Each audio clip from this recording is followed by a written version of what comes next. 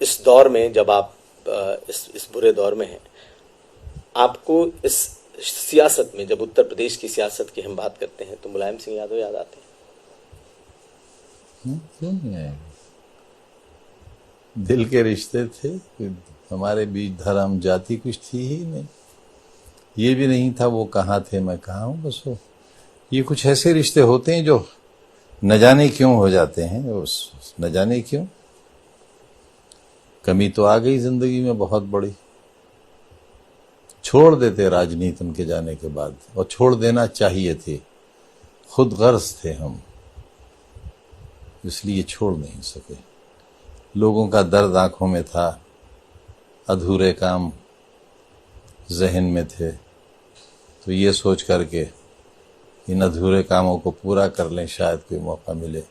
बस इस खुदगर्जी ने हमें बड़ा जलील किया।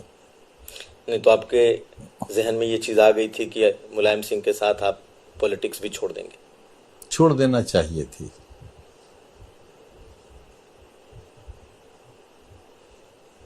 लेकिन आगे करेंगे? अब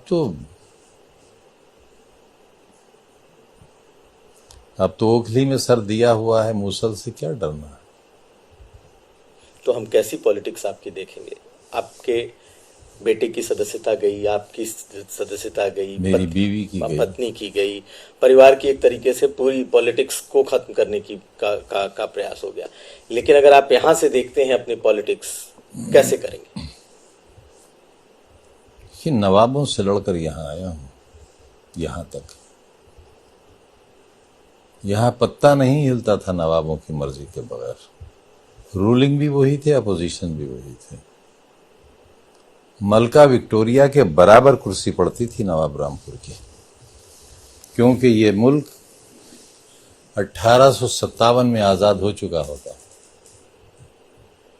मेरठ से निकले हुए जाले मुरादाबाद तक जीतते हुए चले आए थे।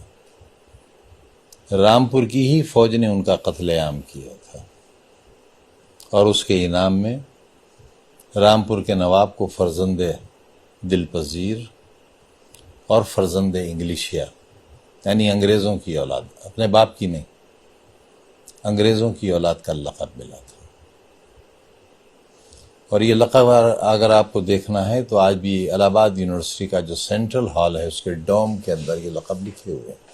किताबों में तो हैं ही, इतिहास में तो हैं, लेकिन वहां भी है। मलका विक्टोरिया के बराबर कुर्सी पड़ती थी उस वाक़े के बाद। लेकिन सन 80 तक जब पहली बार मैं विधायक हुआ, इस शहर में एक मकान पक्का नहीं था। एक का मतलब एक, सिवाय उन चंद घरों के जिनकी रिश्तेदारियां नवाब से होती थी।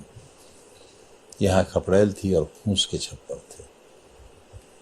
आज आप देख लीजिए, मैंने कुछ नहीं किया, लेकिन मैंने उनके अंदर एक खुददार इंसान को जो सोया हुआ था उसे जगा दिया।